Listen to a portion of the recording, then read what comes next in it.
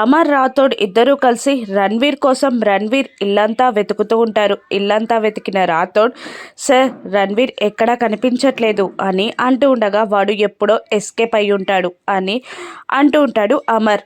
మన బ్యూరో నుండే ఎవరో ఇన్ఫర్మేషన్ ఇస్తారు అని అంటూ ఉంటాడు అమర్. సార్ మరి ఇంతసేపు ఎందుకు వెతికినట్టు అని అంటూ ఉండగా, రణ్వీర్ కొన్న బాంబ్ కోసం, ఆ బాంబ్ ఎక్కడైనా ఉందేమో అని వెతికాను అంటూ ఉంటాడు అమర్. రణ్వీర్ ఎక్కడికి వెళ్ళుంటాడు అని అంటూ ఉండగా, బాంబ్ కొనడానికి ప్రతి రణ్వీర్ మూమెంట్ వెనకాల తన భార్య మాస్టర్ మైండ్ ఉంది. రణ్వీర్ ఇక్కడికి తన కూతురు తన ఆస్తి కోసమే వచ్చాడు, కానీ ఆ తాగుబోతికి తప్పించుకొని పారిపోవాలి అన్న తెలివి కూడా లేదు. తన భార్య మాస్టర్ మైండే అతన్ని ఇక్కడి నుంచి తప్పించింది. బాంబు కూడా తీసుకెళ్ళినట్టుంది. ఆ బాంబుతో తను ఏదో చేయాలని ప్లాన్ చేస్తుంది.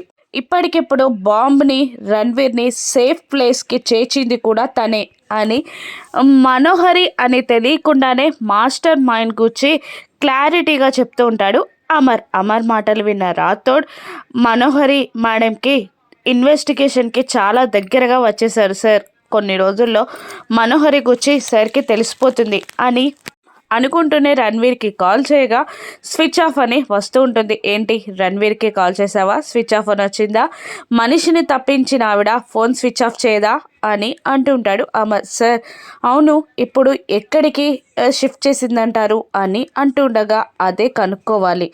ఆ బాంబ్ సిటీలో ఎక్కడా పెళ్ళకుండా సేఫ్గా చూసుకోవాలి అని అంటూ ఉంటాడు అమర్. అక్కడ నుండి ఇంటికి బయలుదేరుతారు. మరోవైపు ఆ భాగ్యని చెక్ చేస్తూ ఉంటుంది డాక్టర్.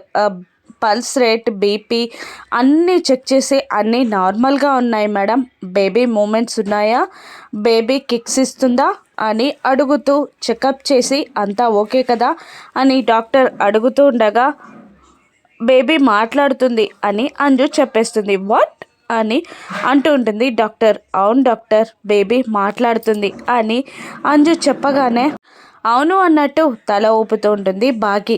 అమ్మ జాగ్రత్త అని చెప్పింది అని అంజు అంటూ ఉండగా, ఏంటి మేడం మీరు కూడా పాప మాటలకి సపోర్ట్ చేస్తున్నారు, బేబీ ఎక్కడైనా కడుపులో ఉండగా మాట్లాడుతుందా, మీరేదో ఇల్యూజినేషన్లో ఉన్నట్టున్నారు అని అంటుండగా, లేదు అభిమన్యుడు కడుపులో ఉన్నప్పుడే పద్మవ్యూహం ఎలా ఛేదించాలో తెలుసుకోలేదా, బాలాంజనేయుడు ఒక్క దూకులో సముద్రాలు దాటలేదా, శ్రీకృష్ణునికి యమునా నది దారివ్వలేదా అని అంటుండగా, అవన్నీ పురాణాలు మేడం అని డాక్టర్ చెప్తూ ఉండగా, వాటిని పురాణాలుగా కాకుండా హిస్టరీగా చూస్తే తెలుస్తుంది.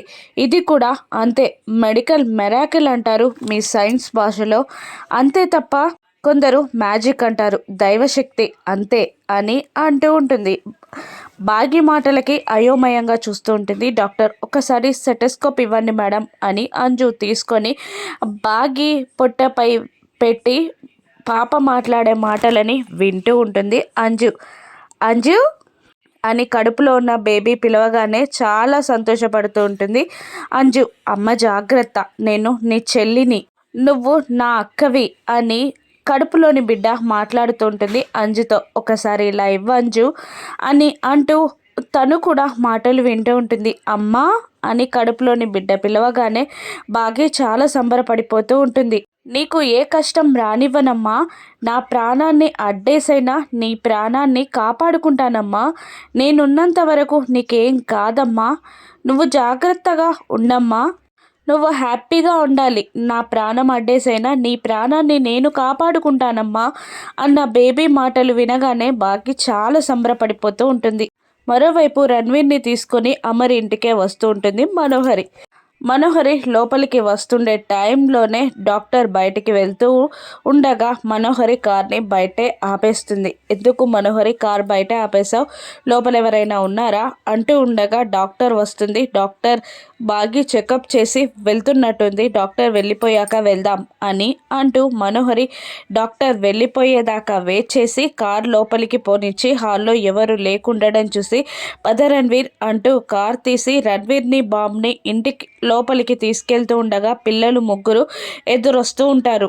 దాంతో గబగబా రణ్వీర్ని బాంబుని డిక్కీలో దాచేసి వాళ్ళు అక్కడే నిలబడిపోతారు. చెంబా మనోహరి బయట నిలబడడంతో పిల్లలు ముగ్గురు వచ్చి ఎక్కడికి వెళ్ళావు చెంబా, బాగీని బాగా చూసుకోమని చెప్పారు కదా డాడ్ అంటూ ఉండగా నేనే తీసుకెళ్ళాను అని అంటూ ఉంటుంది మనోహరి. మీ పనులు చెయ్యొద్దు అని బాగీ పనులు మాత్రమే చెయ్యమని డాడ్ చెప్పారు కదా అని ఆనంద్ అంటూ ఉండగా బాగీ పనుల కోసమే తీసుకెళ్ళాను అని మనోహరి మాట మారుస్తూ ఉండగా మిస్సమ్మ పన ఏంటది అని అడుగుతుండగా రేపు జర్నీ ఉంది కదా కావాల్సిన ఐటమ్స్ తీసుకురావడానికి వెళ్ళాం అని మనోహరి చెంబా ఇద్దరు చెప్తుండగా అవి తాతయ్య తీసుకొస్తారు కదా అని అంటూ ఉంటారు ఆనంద్. దాంతో నాకు కావలసినవి కూడా తెచ్చుకున్నాను అని అంటూ ఉంటుంది చెంబా. సరే పదండి మీరు లోపలికి వెళ్ళండి అని మనోహరి మాట మార్చగానే పిల్లలు లోపలికి వెళ్తూ ఉంటారు. రణ్వీర్ని బయటికి తీసుకెళ్ళబోతుండగా అమర్ కార్ ఇంట్లోకి ఎంటర్ అవుతూ ఉంటుంది. దాంతో మళ్ళీ డిక్కీ మూస్తారు. అమర్ రణ్వీర్ని వెతుక్కుంటూ వచ్చి మనోహరి ముందు దిగి ఏంటి ఎక్కడికో బయటికి వెళ్ళొచ్చినట్టున్నావు అని అంటూ ఉండగా లేదమర్ బయటికి రాలేదు అని అంటూ ఉండగా మరి డిక్కీ ఓపెన్ చేస్తున్నావెందుకు అంటూ ఉండగా లేదు క్లోజ్ చేస్తున్నాను, రేపు జర్నీ ఉంది కదా కార్ క్లీన్ చేయించి అంతా లగేజ్ పెట్టడానికి సెట్ చేస్తున్నాను అంటూ ఉండగా రేపు మీరు రారు కదా మేడం అని అంటుంటాడు రాతో. నేను రాను కానీ బాగీని తీసుకెళ్ళడానికి వెహికల్ కావాలి కదా అందుకే మీకోసమే క్లీన్ చేస్తున్నా అంటూ ఉంటుంది మనోహర్. సరే లోపలికి వెళ్ళండి బాగీ లగేజ్ అంతా సర్దండి తనకి జర్నీలో హెల్ప్ చేయండి అనగానే మనోహరి చెంబా వెళ్తూ ఉంటారు. ఇక సార్ నేను లగేజ్ తీసుకొని మార్నింగే వచ్చేస్తాను అని రాథోడ్ అనగానే అలాగే అంటాడు అమర్ లోపలికి వెళ్ళబోతూ మనోహరి డిక్కీలో ఏదో పెట్టినట్టు అనుమానంగా ఉంది, డిక్కీ ఒకసారి చెక్ చేస్తే అయిపోతుంది కదా అని రాథోడ్ డిక్కీ ఓపెన్ చేయడానికి దగ్గరికి వస్తుండగా దూరం నుండి గమనించిన మనోహరి లాక్ చేసేస్తుంది డిక్కీకి. దాంతో డిక్కీ ఓపెన్ అవ్వదు. డిక్కీలో ఉన్న రణ్వీర్ చెమటలు కక్కుతూ ఉంటాడు. పక్కనే బాంబు కూడా ఉంటుంది.